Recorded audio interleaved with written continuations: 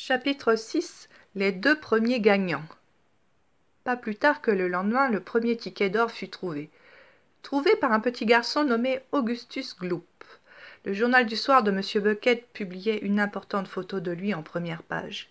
Cette photo représentait un garçon de 9 ans, si gros et si gras qu'il avait l'air gonflé par une pompe extra puissante. Tout flasque et tout embourlé de graisse, avec une figure comme une monstrueuse boule de pâte, et des yeux perçants comme des raisins secs, scrutant le monde avec malveillance. La ville où habitait Augustus Gloop, disait le journal, fêtait son héros folle de joie et d'émotion. Des drapeaux flottaient à toutes les fenêtres, les enfants n'allaient pas en classe, et une parade allait être organisée en l'honneur du glorieux jeune homme. Je savais bien qu'Augustus trouverait un ticket d'or, avait confié sa mère au journaliste. Il mange tant de tablettes de chocolat par jour qu'il aurait été presque impossible qu'il n'en trouve pas. Manger, c'est son dada, que voulez-vous? C'est tout ce qui l'intéresse. Après tout, ça vaut mieux que d'être un voyou et de passer son temps à tirer des coups de pistolet, n'est-ce pas?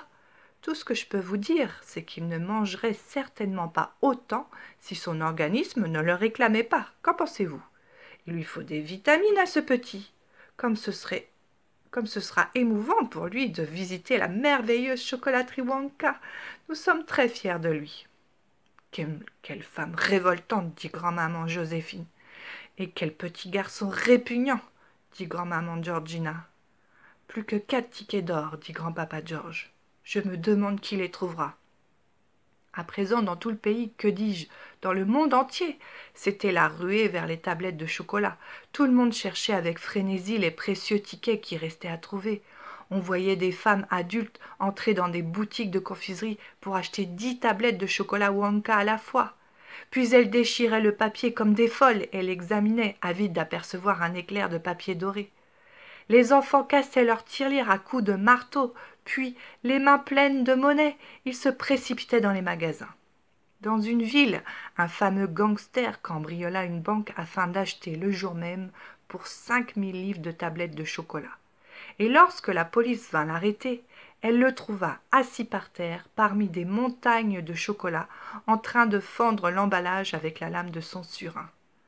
Dans la lointaine Russie, une femme nommée Charlotte Russe prétendit avoir trouvé le second ticket, mais on devait apprendre aussitôt que ce n'était qu'un astucieux trucage. En Angleterre, un illustre savant, le professeur Fullbody, inventa une machine capable de dire, sans déchirer le papier, s'il y avait, oui ou non, un ticket d'or dans une tablette de chocolat.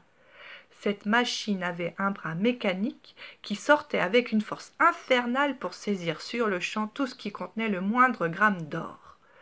Pendant un moment, on crut y voir une solution, mais par malheur, alors que le professeur présentait sa machine au public au rayon chocolat d'un grand magasin, le bras mécanique sortit et arracha le plombage d'or de la molaire d'une duchesse qui se trouvait là par hasard.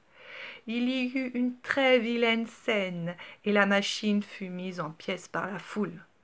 Soudain, la veille de l'anniversaire de Charlie, les journaux annoncèrent que le deuxième ticket venait d'être trouvé. L'heureuse gagnante était une petite fille nommée Veruca Salt, qui vivait avec ses parents dans une grande ville lointaine. Une nouvelle fois, le journal de M. Bucket publiait une photo en première page. La gagnante y était assise entre ses parents radieux dans la salle de séjour de leur maison, brandissant le ticket au-dessus de sa tête, le visage fendu d'une oreille à l'autre par un large sourire. Le père de Veruca, M. Salt, expliqua avec empressement aux journalistes comment le ticket avait été trouvé. « Voyez-vous, mes amis, quand ma petite fille m'a dit qu'il lui fallait un ticket d'or à tout prix, j'ai couru en ville pour acheter tout le stock de tablettes de chocolat. Des milliers de tablettes, je crois, des centaines de milliers. Puis je les ai fait charger sur des camions pour les envoyer directement à ma propre usine. Pour ne rien vous cacher, je suis dans les cacahuètes et j'ai à mon service une centaine d'ouvrières. Elles décortiquent les cacahuètes qui sont ensuite grillées et salées. Toute la journée, elles décortiquent les cacahuètes. Alors je leur ai dit « Eh bien les filles, désormais, au lieu de décortiquer des cacahuètes, vous dépouillerez ces petites barres de chocolat de rien du tout. » Et elles se sont mises au travail. Du matin au soir, fidèles au poste, elles retiraient le papier de ces tablettes de chocolat.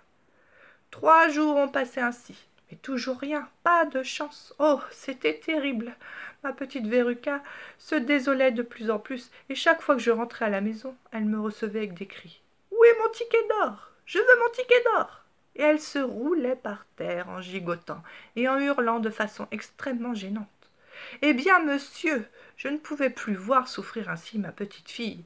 C'est pourquoi j'ai juré de poursuivre mes recherches jusqu'au moment où je pourrais lui apporter ce qu'elle désirait.